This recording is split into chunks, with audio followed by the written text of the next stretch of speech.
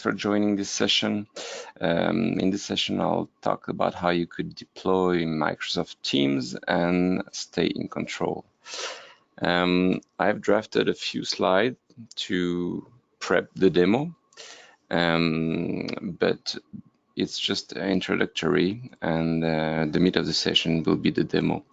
Just a few facts about Tryane. Our mission is to allow you to grow the ROI of your digital transformation. To do that, we developed a lot of analytics solutions that are plug and play and that give you extensive usage insights on the way you're using all the Microsoft workloads. So we have a solution for Yammer that helps communication department enhance the performance of their communication on Yammer. We also have a solution for SharePoint when SharePoint is used as an intranet, for example. And we have a solution for Office 365 that allows you to promote the new ways of working. But the solution I'm going to talk about in this talk is our brand new solution around Microsoft Teams. And it's the highest growing application in the whole Microsoft history. There's more than 14 million daily active users. They even surpassed Slack a few months back. And it's spreading like wildfire, but at the same time, it also causes some challenges for the companies that deploy it. So that's what I'm going to talk about. A few facts about the company itself. We've been operating since 2008, so that's 11 years in business. There are more than 1,500 companies on our SaaS platform, which makes us one of the leading third-party analytics solutions out there. All the platform is hosted in Microsoft Azure, and all the data is stored in France. So for those of you who are not aware, France is very tough on data privacy law, such as Germany. So we're, of course, GDPR compliant since the start. And last but not least, we're currently getting certified SOC 2. It's a quality certification that ensures all our customers the highest level of security. It's a certification that assesses all our processes. Of course, the IT processes, how we're developing our software, where we store the data, if we encrypt it, but also all the other processes, HR, communication, and so forth. So we should get certified in December. So that's just a few facts about the company. Then I'd like to walk you through why it's important to measure and that not every KPI is equivalent to any other KPI. So usually when you deploy a new solution, whether it's Teams or any other solution, the first thing you want to know is the adoption. So that's the little pyramid I'm showing you right now. The first level is adoption. Of course, you need your user to adopt the new tool, to log into the new tool. And what you're going to measure at that stage are what we call volume KPIs. Percentage of active users, number of teams created, all the volume of activity that tells you, oh yeah, there's some activity there. My users are logging in and there's a sufficient level of activity. But once you have that information, it's very difficult to action. You don't really understand why the numbers are going up or down. So that's why we think there's a second level that's very important. It's around usage. So your people have adopted the platform. What usage are they doing? What usage are they liking? How they're using the platform? So the KPIs will be more around content, around usage, around people. So you will be able to understand what are your most active teams, what are the top discussion, what type of usage for the platform. Are they doing just chat messages, peer-to-peer, or are they collaborating in rooms? So that will give you very, very valuable information. And the tip of the pyramid, what's really the grail is once your users have adopted the platform and are using it for their personal use, how does that create value for the organization? How can you show that there's a more efficient collaboration, that you're breaking the silos in the organization? Are you able to deliver faster? And all these challenges can be measured, and you can compare user behaviors. You can cross KPIs from different collaboration tools. For example, if you're using Teams extensively, does that mean that you are exchanging less emails inside the company? If you're storing properly the documents in SharePoint or in Teams, does that mean that you have less attachment in emails? Breaking the silo of the organization, for example, are your teams gathering people from a lot of different departments, or are they coming all from the same departments? So that's what we're really trying to achieve with our solution, give you actionable insight and as much value as we can. Now I'm just gonna walk you through some very common scenarios on Microsoft Teams. When you're deploying Teams, the first challenge will be boost the adoption. So you've spent a huge amount of time and money into deploying these teams, especially in this new tool, especially in big organization. And how can you show it's used, and how can you boost adoption if there is a need to boost adoption? So what we could do in our solution is monitor closely the adoption by business unit, by location, by any actually property that matters to you, and then it will allow you to first reach out to inactive users and try to help them, whether it's from training, communication, mentoring, but you can really specifically target these users that are inactive and try to understand why they're not going on the platform. And the second thing is, on the other side, identify your top users, your internal advocates, and you can ask them, what is their use case? Why are they using Teams? What do we do? What do they do with it? In order to replicate their business case elsewhere in the organization, if you think that it's a very interesting use case. So this is a first example on how you can boost the adoption, and first you can really understand where the adoption is within your organization, and then you can try to onboard inactive users and try to learn from your internal advocates. The second common scenario is, how can you promote the new ways of working? So as you probably already know, Teams is a very powerful tool. It allows you to do pretty much everything that you can do with Skype, such as calls, video calls, screen sharing, and all that, but it also gives you the ability to communicate inside dedicated rooms where the information will be contextual to the room, and that's the big plus. So people are using the platform. How can you make sure that they participate in channels or rooms rather than just chat with one another? Because when they chat with one another, it's kind of like when they exchange emails. If you have employees that are discussing important matters in emails or in chat, if they leave the company, then the information is lost forever. If they participate in a dedicated room, say talking about a specific important customer of yours, and these two colleagues leave, the information will stay in Teams, and the people that will take over the account will find all the information they need, and it will be very useful for them. So the way we can do it in Tryane is, you can define your own adoption profile. So you can define exactly what adoption looks like to you. You can, for example, have a dedicated profile to target people that are doing extensive channel messaging and calls and Teams meetings, and sort that from the chat messages. And you can also analyze which of your departments are really embracing this new way of working. And you can also understand which department might need training around that.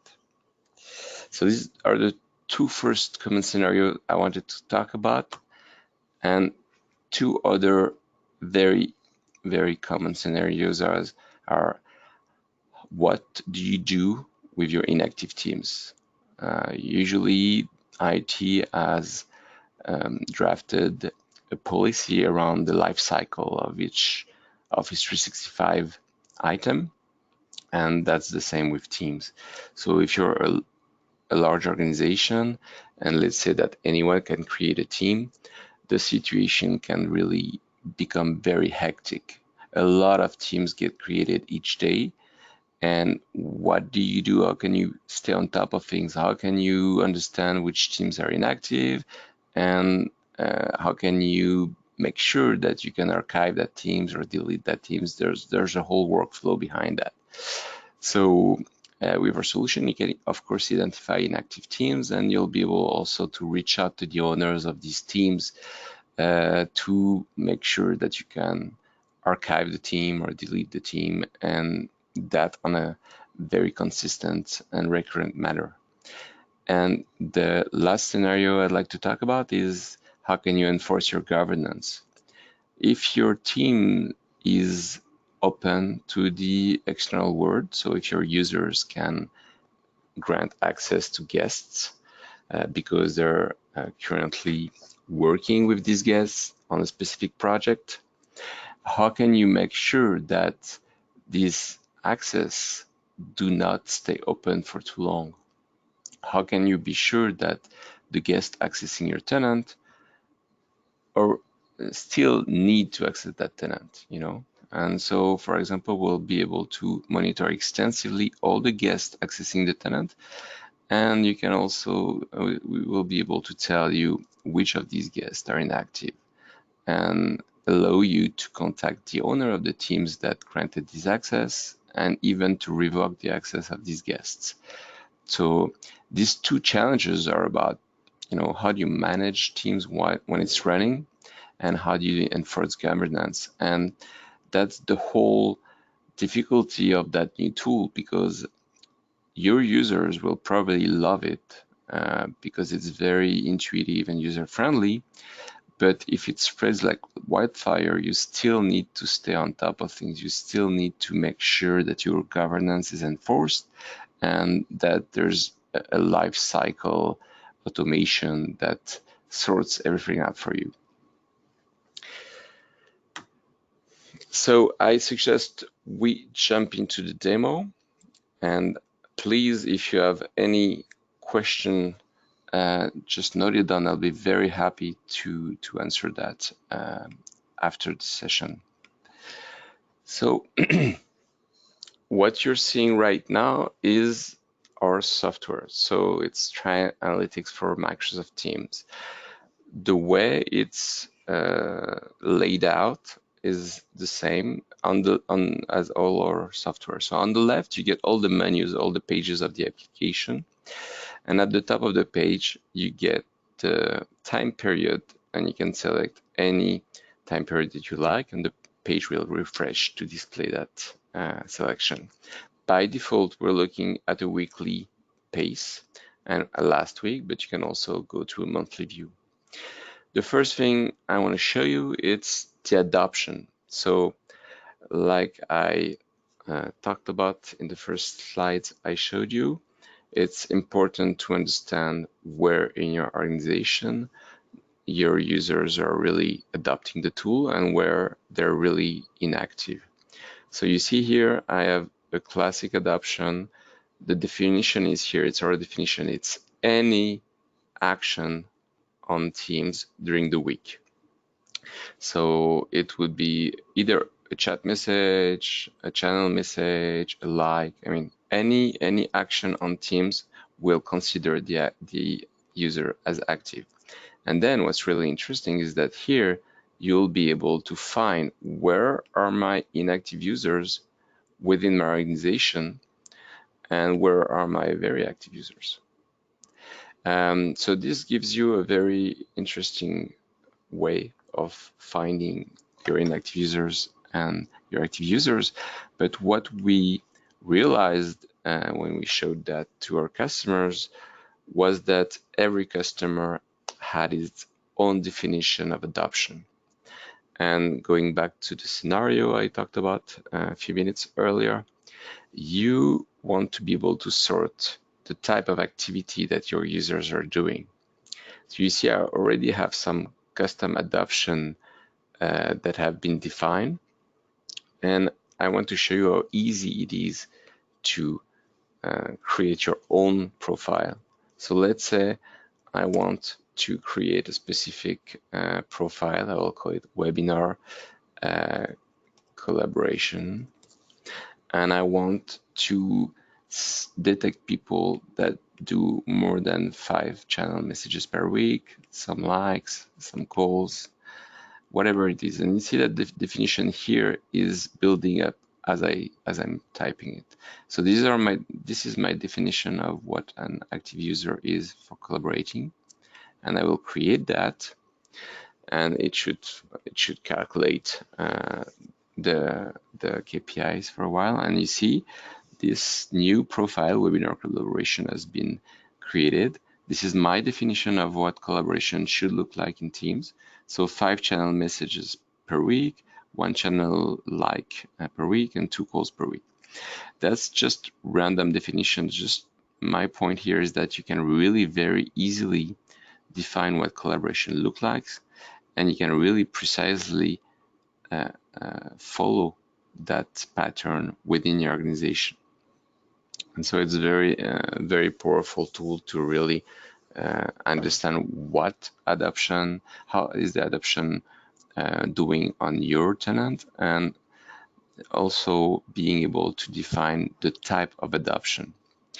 When I go to the activity page, that's also something we wanted to show. We separated from all the activity that's available in Microsoft Teams. We separated the peer-to-peer activity, meaning person to person, so chat messages and calls peer-to-peer, and we separated that activity from what we call the channel activity, so every activity that happens within a room, so that where the information will stay persistent and where collaboration should happen. So we have these two, this separation, and then you can retrieve all of this type of activity here and by population. And of course, I can look that up and say, okay, who's doing the most document uploads, or who's doing the most meetings, and you see that sorts everything from within your organization models. Something I didn't talk about is that in all our software, it's very easy to define collaboration organization models. So here I'm comparing department, but I can very easily switch to another modelization. So here I just switched to an organization that's based on geography. I have my zone. I'm like, okay, Europe seems interesting. I can drill down. Then within Europe, I have the different country, and it's very, very granular. And every time I'm focusing on a specific organization or population, it will adjust the number to show that.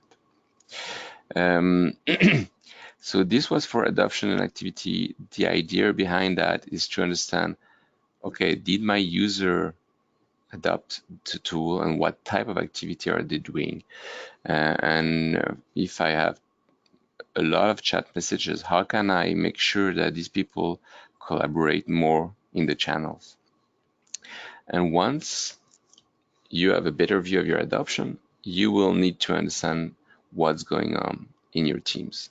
So we'll give you a full overview of the number of teams, their type of privacy. Are they private? Are they public? Are they org-wide?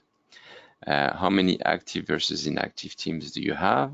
And then we have some ready-to-go rankings, the teams with the most new messages. So a lot of activity in these teams.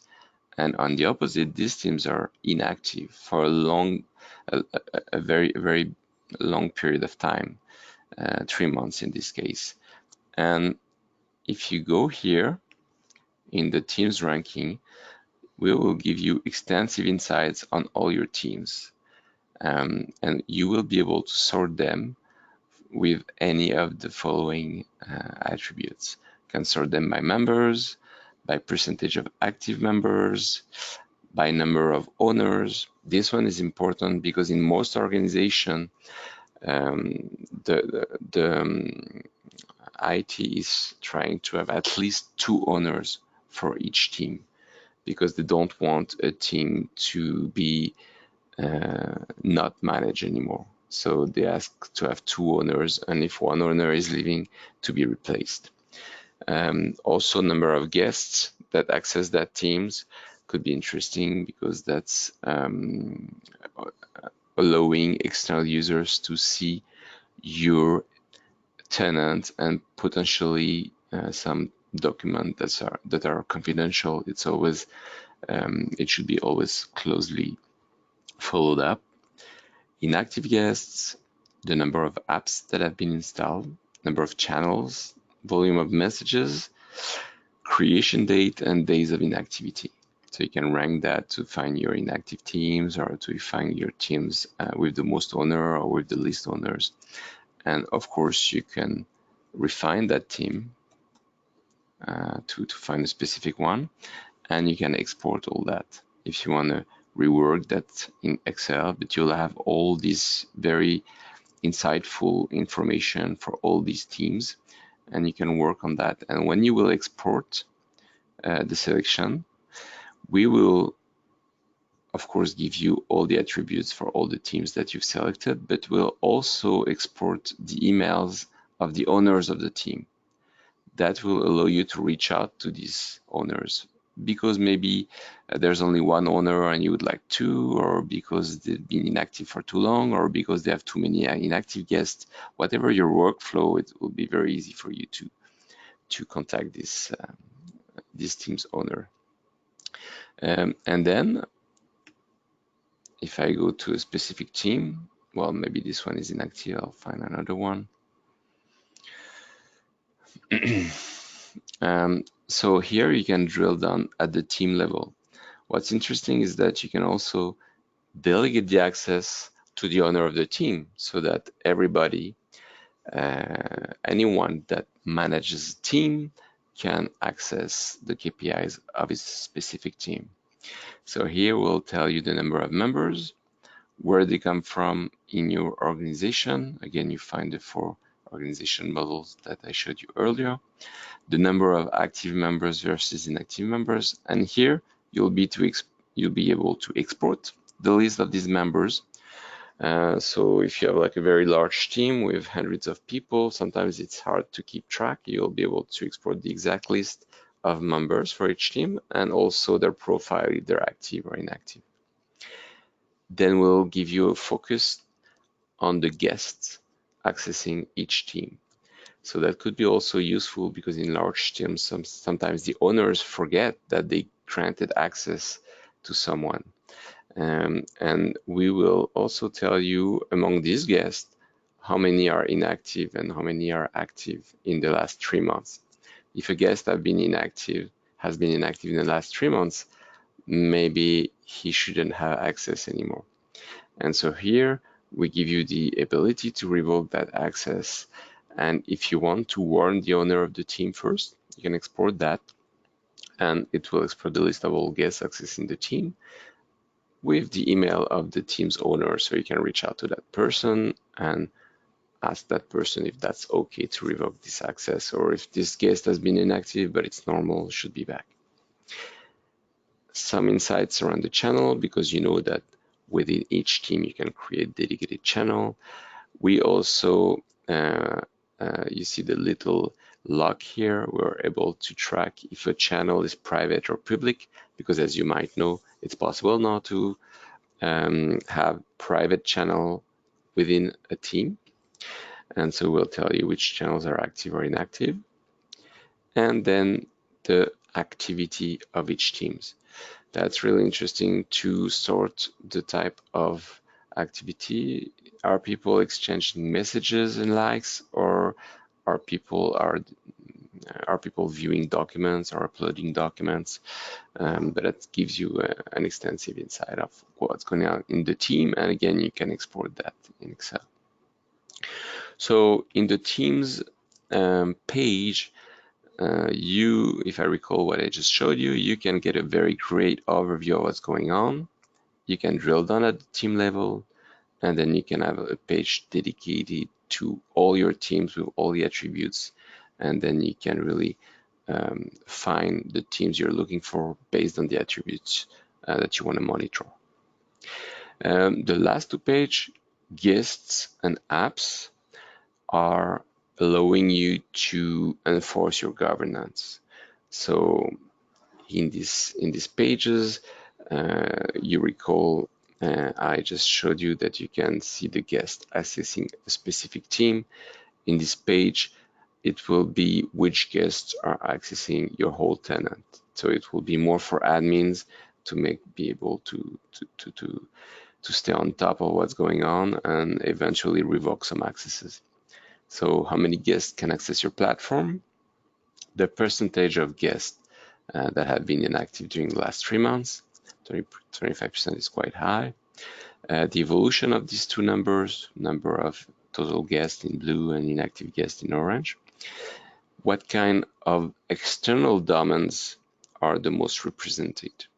And you see in this example, we emphasized external domains such as hotmail.com, yahoo.com.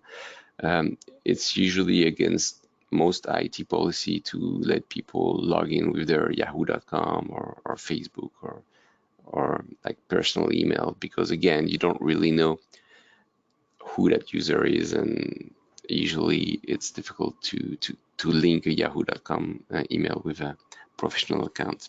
So you can go ahead and check that list of guests, and again, you can spot the teams with the most inactive guests. And if I click on that button show all, you see I went from overview to teams ranking. So it ranked all the teams based on this inactive guest. So this was an overview of the guest, and of course you can have a specific page to rank all these guests. We'll tell you their name, their email, number of teams they can access, their last connection date, and their days of inactivity. So here you can find, all the guests that have been inactive for a long time. You can look for a specific guest, someone called Katie. Okay, here she is.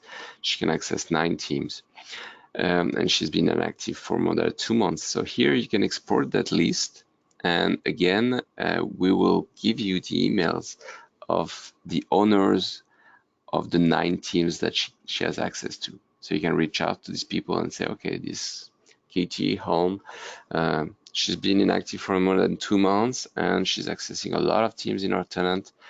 Is she still supposed to have that access? Is that normal? Maybe it is, but for the moment, it's very difficult for you to know that. And then some information about the ranking, the most popular domains ranking, external domains ranking accessing your tenant by number of guests that are using that type of email and by numbers of teams access. So this guest page is very extensive, gives you great insights on exactly who has access to what on your tenant, and I'm meaning external users. And then the apps page is the ability to understand what are your most popular apps. If you know Microsoft Teams, it's very easy to install additional apps on each team. It's kind of like supercharging the way the team works. But at times it could be also difficult for IT teams to make sure that all the apps that have been installed in the tenant are secure and are very important for the business. So sometimes all the apps are turned off. It's impossible to add them. And at other times, there's a whitelist of a few apps that have been approved by IT. And in some cases, everything is open. But with that page, you can stay on top of that and understand, what are the most installed apps by my user. Could be some Microsoft apps such as Power BI or Flow or whatever. Could also be some third-party apps such as Trello, Zendesk, and so forth. And so we give you two things: what are the most popular apps and what are the teams with the most installed apps. A few of our customers have stated that an owner that installed apps is very mature on his usage, and so it's also a good indicator to know, which teams have installed the most apps, as well as to understand what kind of apps they're using, how are they supercharging the platform. And in this app ranking, we'll just rank that based on all the apps of your tenant. So I'm done with the demo. The last thing I want to add, it's the My Dashboard feature. It's very easy to create your own dashboard, and so it means you can create your own page, and then you can broadcast this page to anyone in your organization. And so any of the widget here, you can click here and add something to each dashboard. And then you create your page, and then you can have as many custom pages as you want. And for example, you could compare the adoption of a specific population with the average, or you can understand the teams with the most inactive guests, whatever interests you, and then get the ability to broadcast that. So yeah, that is it for the demo. If I recap what I just showed you, what's really interesting with adoption, very extensive insights on the type of adoption and on where it's happening in your organization. So collaboration with that versus chat, and where are my inactive users, where are my internal advocates, what type of activity is going on the platform, refined by organization. With teams, you get an extensive overall view of all your teams, and you can rank them based on the criteria you want. And with guests and apps, you can really stay on top of what's going on and enforce your governance, make sure that everything is under control. I will just finish by the type of companies we're working with.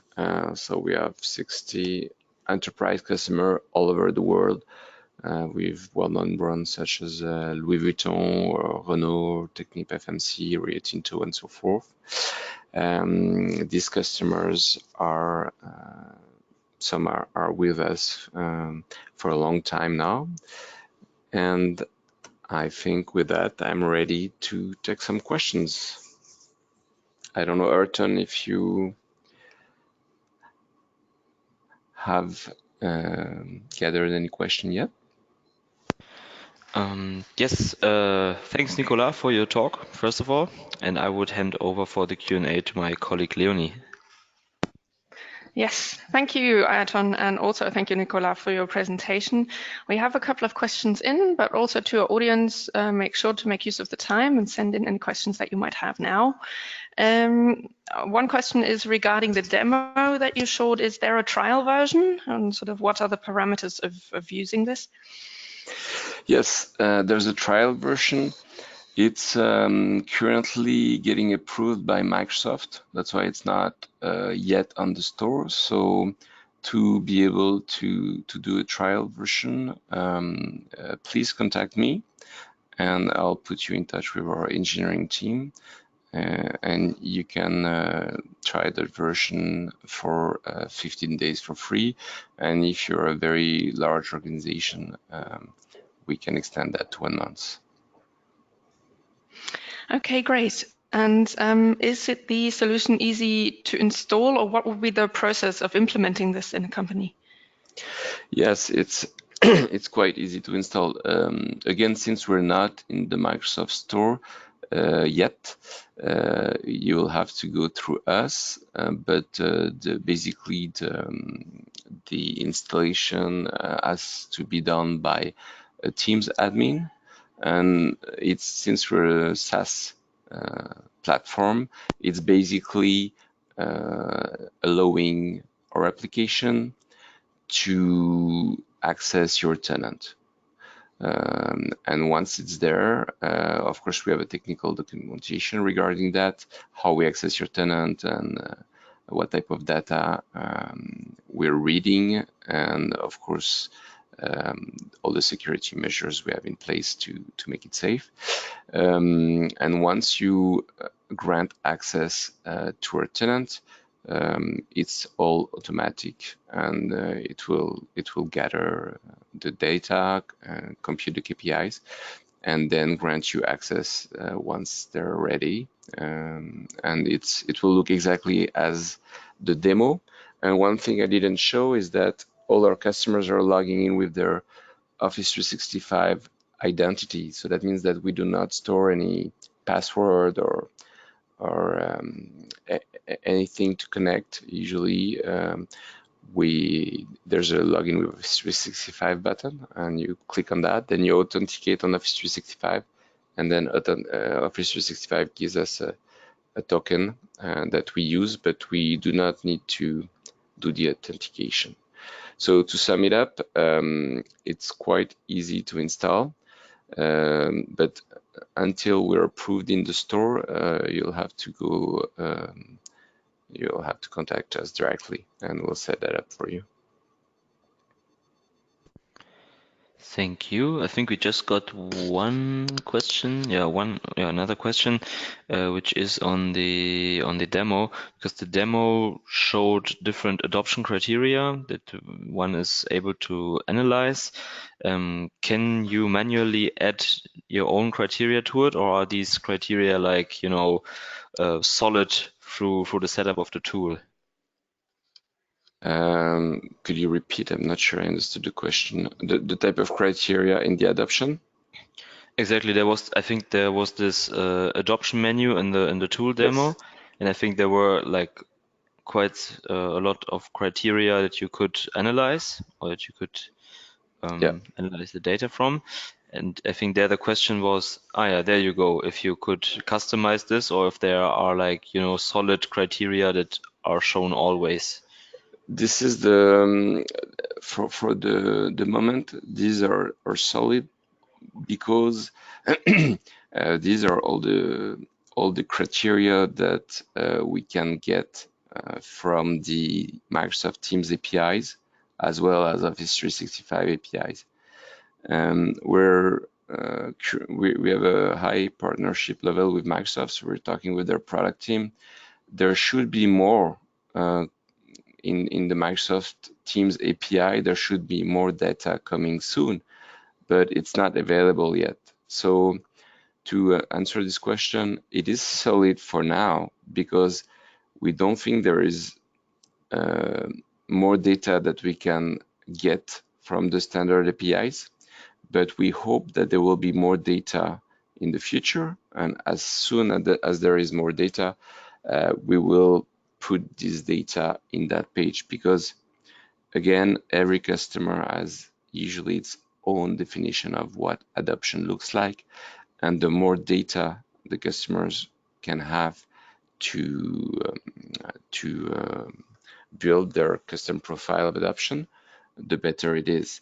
So for the moment, this is all we can get. We don't think we can get more. We looked extensively at all the APIs that are out there, but we're really hopeful that there will be more to come. But this is already quite a lot of information.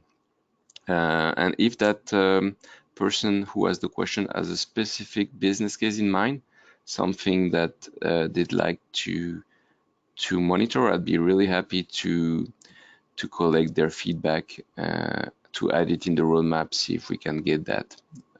Always looking for ways to improve the tool. All right, thank you for going into detail here. I think so far we don't have any questions left, so I hope everybody's happy. I have just one last point that I'd like to add. It's this is the first version of the solution, and what's coming really quickly at the beginning of 2020 is the ability to automate all the workflows. It's to do some workflows automation around very how would say recurring needs such as dealing with your team's lifecycle.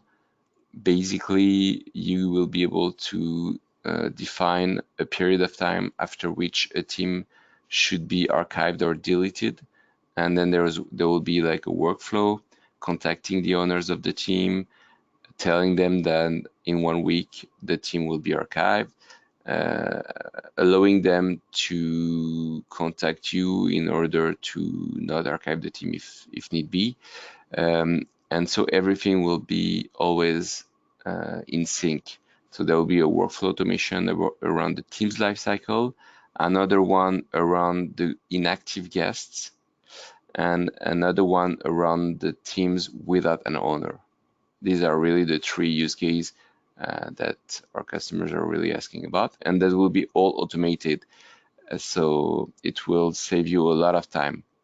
At the moment, you will be able to export that information and email the team's owners yourself, but the next step of that solution is to help you save time. So that was not part of the demo because it's not available yet, but I wanted to add that to give you guys a little bit a glimpse about our roadmap. Thank you. And while you were saying this or explaining it, another question came in, so I'd quickly read it out.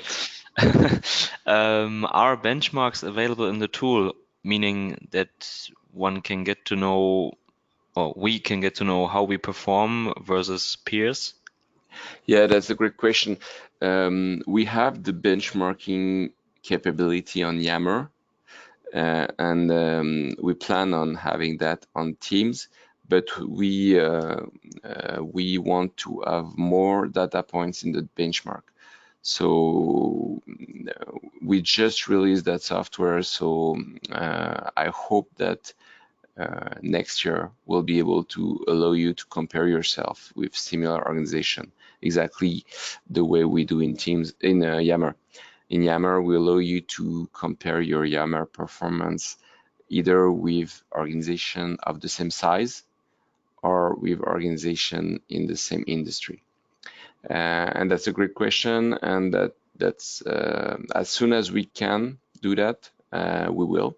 But we need more data points, more customers plug into the solution. But it's definitely on the roadmap, yes.